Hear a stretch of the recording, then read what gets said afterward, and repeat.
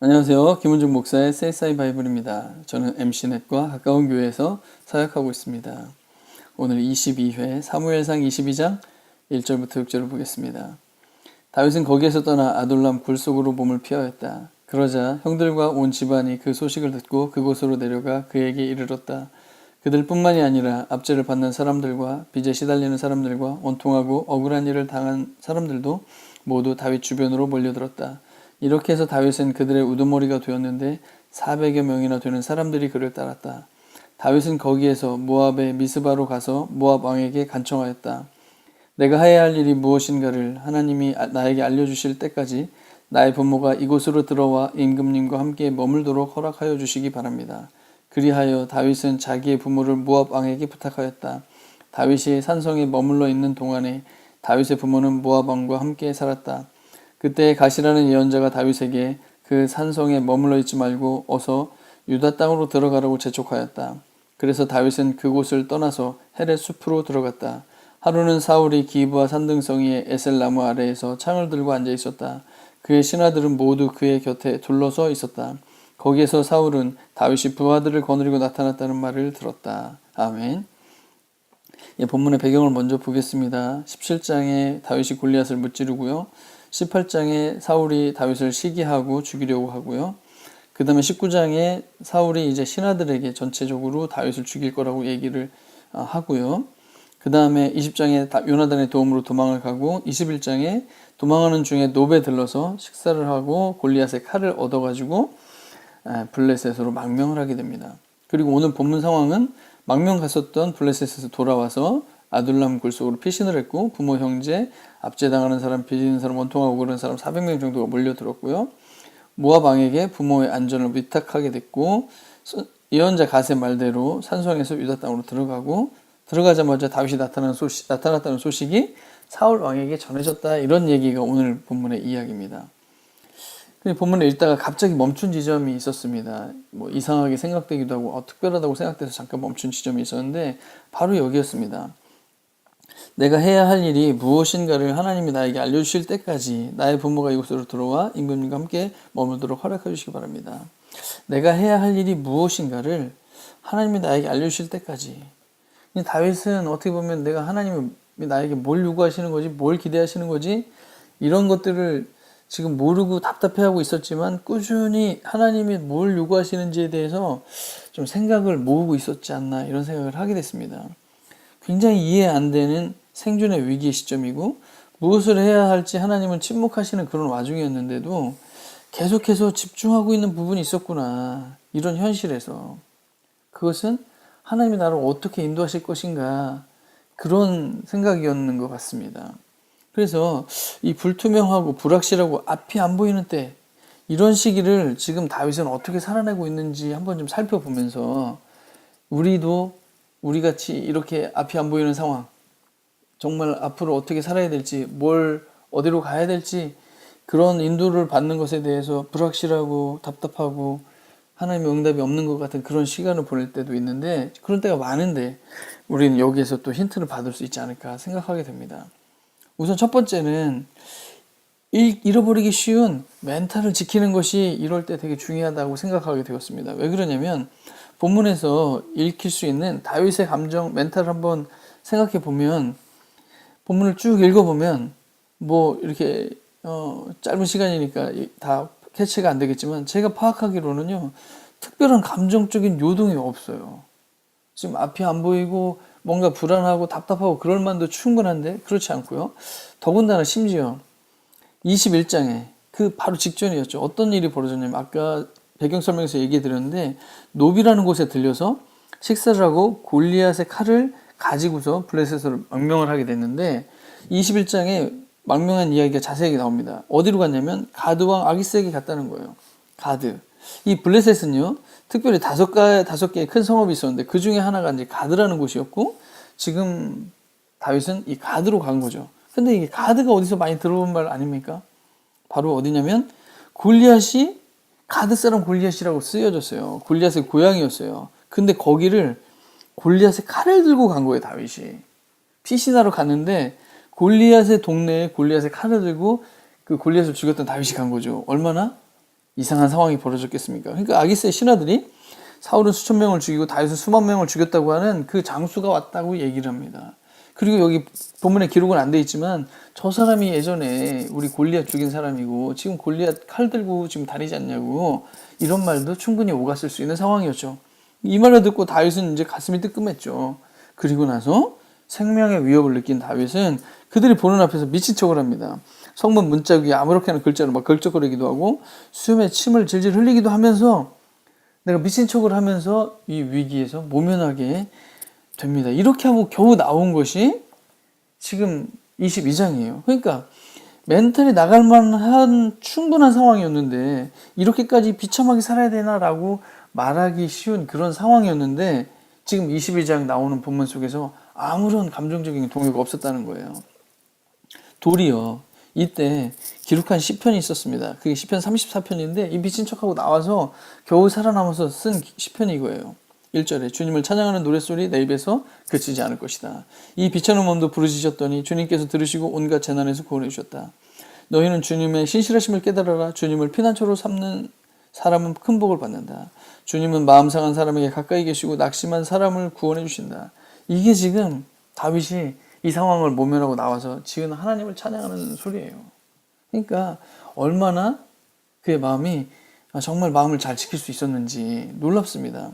그러면서 이 멘탈이 강하다는 걸 한번 잠깐 생각해 볼 필요가 있습니다. 멘탈이 강하다는 거는 감정적인 요동이 전혀 없다는 게 아니라는 거죠. 도리어 하나님 앞에 모든 것을 토로할 수 있는 것이죠. 멘탈이 강하는 것은. 그리고 어떤 상황을 내적으로 잘 관리해야 돼 하나님으로 인해서 관리되는 것이죠. 그냥 내가 난 할 수 있어, 난 할 수 있어 이렇게 하고 뭐 자기 다짐을 심하게 한다든지 아니면 무슨 자기 체면을 건다든지 너무 긍정적인 마음을 막 먹는다 이렇게 해서 멘탈이 관리되는 게 아니라 하나님으로 인해서 관리되는 것이죠. 어떻게 관리가 될까요? 다윗은 이 위기 상황에서 하나님이라는 피난처로 피할 수 있는 믿음을 가지고 있었어요. 정말 위기의 순간이거든요. 근데 상황은 하나도 안 바뀌었지만 지금 다윗은 어디로 가 있냐면 하나님이라는 피난처로 지금 들어가 있다는 거예요. 그러니 멘탈이 유지가 되는 것이죠. 그래서 어떤 상황에서도 가까이 계시는 하나님과 연결될 수 있는 이런 교제가 있는 거. 그리고 하나님의 신실하심에 대한 철저한 인정. 위기의 상황이 됐든 미래가 안 보이는 상황이 됐든 이런 인정함이 있을 때 멘탈이 유지가 되죠.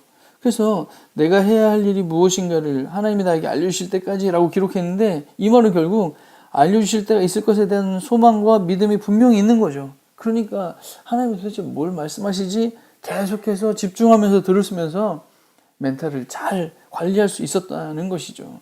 그러면서 이 찬양이 생각이 났어요. 내 평생에 가는 길 순탄하여 늘 잔잔한 강 같든지 큰 풍파로 무섭고 어렵든지 나의 영혼은 늘 편하다.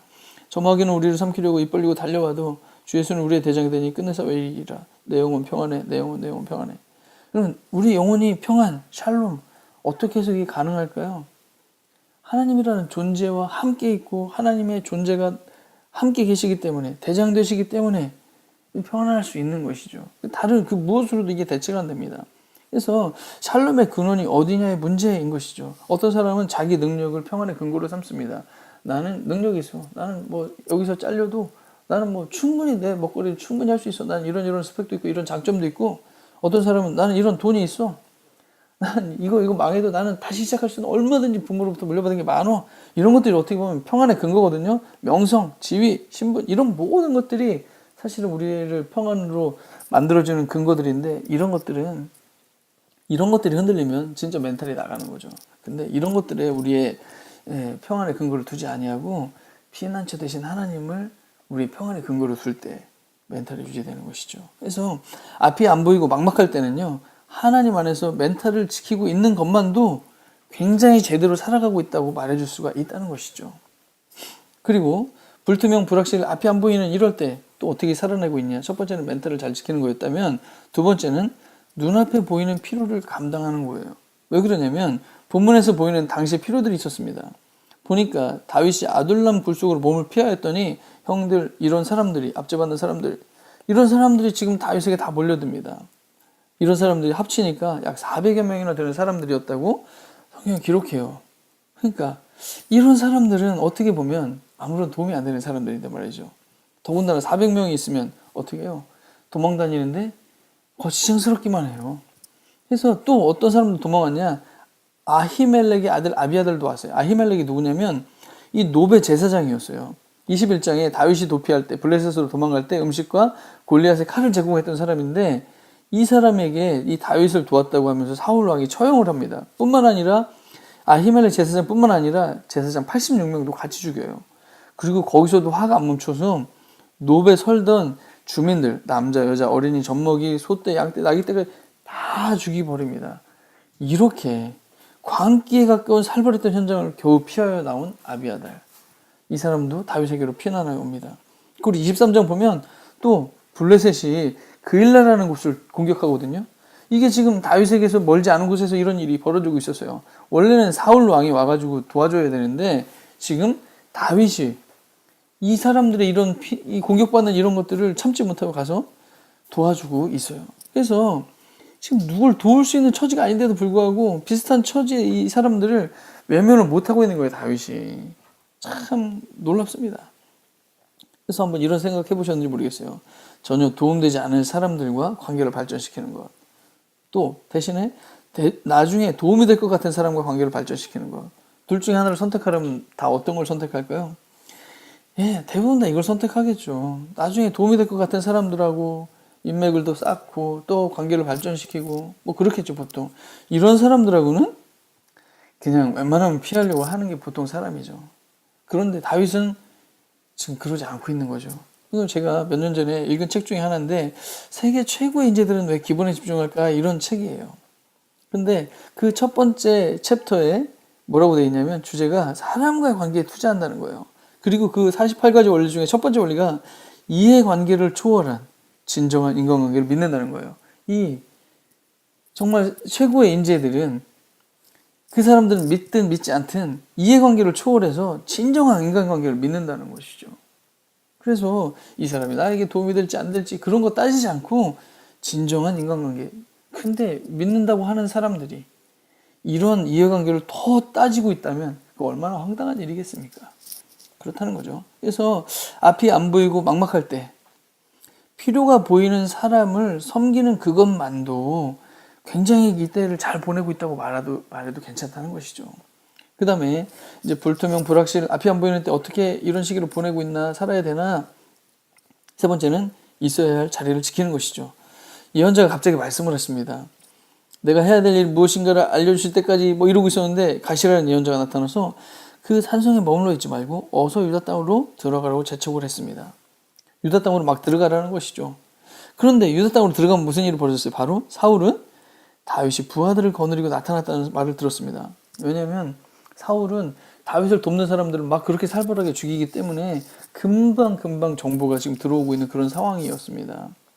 그러니까 사울에게 위치가 쉽게 노출될 수 있는 그런 유다 땅으로 들어가라고 하시는 것이죠.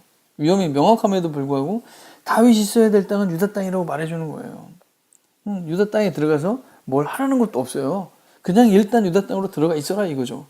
그래서 그 상황을 온전히 받아내며 그냥 버티기만 해도 충분하다는 신호가 아닌가. 이런 것은 뭐 거기 가서 허창한 일 할 필요도 없어. 그냥 거기에만 있어 라고 하는 것 같습니다. 그래서 만약에 다윗이 자기가 왕이 될 운명을 알았다면 좀 더 쉬울 수 있겠죠. 이런 어떤 명령이 내려질 때.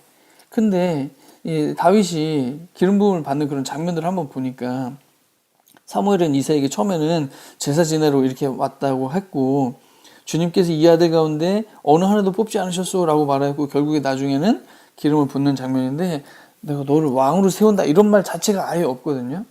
그래서 다윗은 그리고 그 사람들은 셋 중에 하나라고 생각했을 거예요. 기름 부음 받는 거니까. 그런데 제사장은 당연히 아니죠. 왜냐면 지파가 아니니까요. 그래서 나한테 기름을 부은 것은 선지자로 세우든지 아니면 왕으로 세우든지 이렇게 둘 중에 하나로 생각했을 거예요. 그렇지만 왕이라고 명확하게 얘기해 준 건 아닌 것이죠.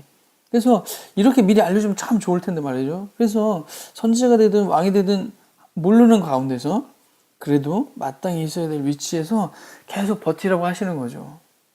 이게 참 어려운 것이죠. 그래서 앞이 잘 안 보이고 막막한 시기에 있어야 될 위치를 지키고 있는 것만도 굉장히 제대로 잘 살고 있다고 말해도 괜찮다는 것이죠.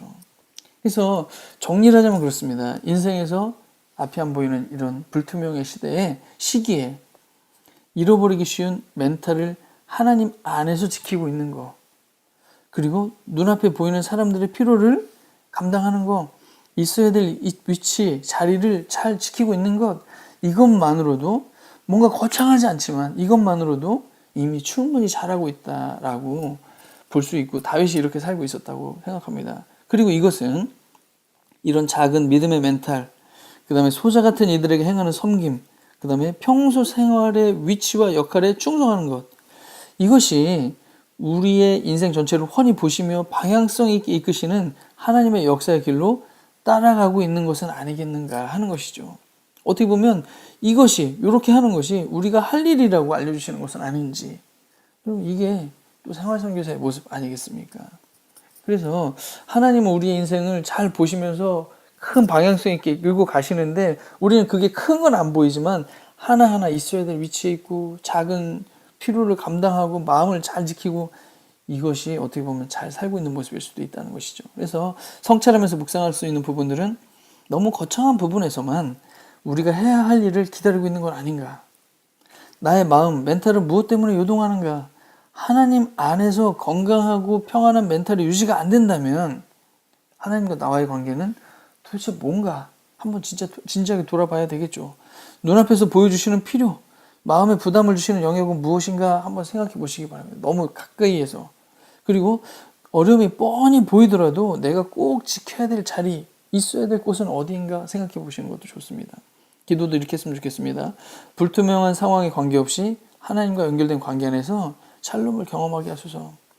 개념적, 교리적 하나님과의 관계가 아니라 신뢰 관계로 깊이 통행하게 해달라고 기도했으면 좋겠습니다. 우리는 하나님 앞에 나 구원받은 사람이야, 나 언제 영접 기도하고, 난 세례도 언제 받았고, 난 그래서 구원받은 사람이야 라고 이런 관계로 개념적으로 또는 교리적으로 정리했다고 하는 게 아니라, 어떤 상황에서든지 하나님과 연결되어 있는 신뢰, 그리고 하나님을 정말로 피난처로 숨을 수 있는 그런 관계로 동행하게 해달라고 기도하면 좋겠고, 그리고 나에게 보여주시는 회사의 필요, 상사의 필요, 가정의 필요, 교회의 필요, 성도의 필요, 이웃의 필요에 따뜻한 마음, 그리고 냉수 한 그릇의 여유를 좀 주시도록, 그리고 우리가 성도로, 남편으로, 아내로, 부모로, 자녀로, 사원으로, 시민으로, 생활선교사로 우리가 있어야 될 위치와 역할을 감당할 힘을 주시옵소서. 그리고 거창한 일이 아니더라도 소소한 영역에서 작은 일에 충성하게 해주시옵소서. 이런 부분들 기도할 수 있을 것 같습니다. 성경 즐겁게 읽는 분들이 많아졌으면 좋겠고요. 댓글과 좋아요, 구독하기도 부탁드리겠습니다. 오늘 여기서 마치겠습니다. 감사합니다.